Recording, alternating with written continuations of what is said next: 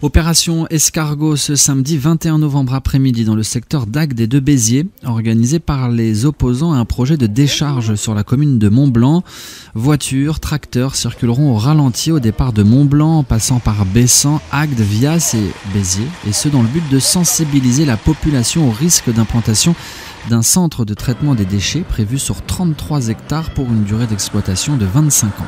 Alors pourquoi lutter contre ce projet appelé également Écopole Lavalas?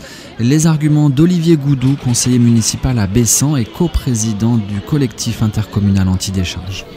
Au-delà des arguments classiques, au-delà du fait qu'il y a une nappe d'eau, la nappe astienne, qui alimente 70 000 habitants, au-delà du fait que nous sommes dans un canton, enfin le canton d'Agde, le canton le plus touristique de France, au-delà du fait que nous avons des accès compliqués, mal adaptés pour ce projet, il y a encore des arguments nouveaux qui portent sur le process lui-même, mais également par rapport à l'entreprise. D'abord par rapport au process lui-même. Ils ont fait comme pour le shampoing, ils ont fait 2 en 1. Il y a 2 projets, 2 sociétés. Biométhanisation pour la part méthanisable, qui est d'ailleurs très faible, 40%, et au maximum 58 000 tonnes. Et il y a ensuite Valorsis près des Oliviers pour la partie tri, traitement, enfouissement. Et là, on peut dire que ce n'est pas vraiment adapté, parce qu'au XXIe siècle, l'avenir du traitement des déchets n'est pas à faire des trous, à creuser des trous. Ensuite, par rapport à l'entreprise elle-même, il y a 2 failles. Bon, c'est une entreprise, finalement, Villers Service, qui, à ce jour, et je leur ai posé la question à mairie de Bessan, et ils ne m'ont pas dit le contraire, à ce jour, cette entreprise n'a pas à son actif une seule unité de traitement en cours d'activité. C'est-à-dire ?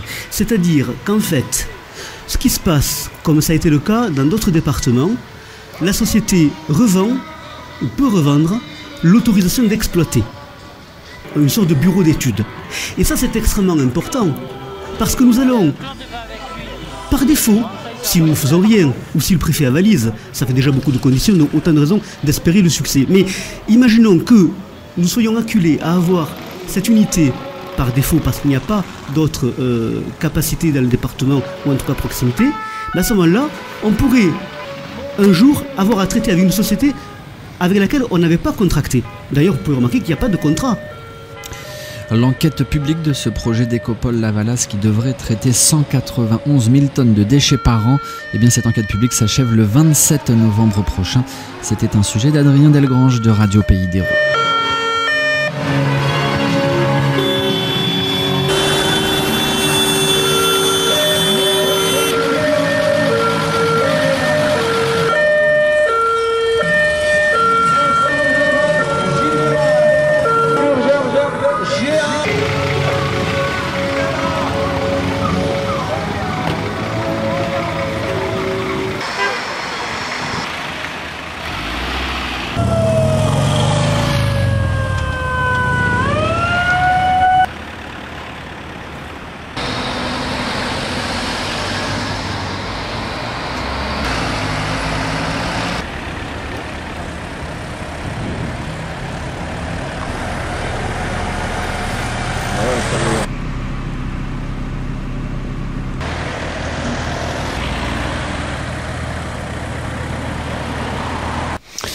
Alors voici donc déjà quelques arguments partagés par vous aussi, Cyril Gaudy. Oui, donc sur les faits, les cas énumérés Olivier, bon, je suis tout à fait d'accord avec lui, je le rejoins. Maintenant, il faut voir qu'on soit bien conscient que ça va être l'environnement, ça va être le patrimoine, ça va être la vie de nos enfants, ça va être notre écologie, ça va être tout un ensemble de choses que la population doit vraiment prendre en considération, outre l'aspect économique, spéculatif qu'il peut y avoir sur le projet, et ça c'est certain, c'est un fait. Ce ne sont pas des gens qui sont là pour enfiler des perles, entre guillemets.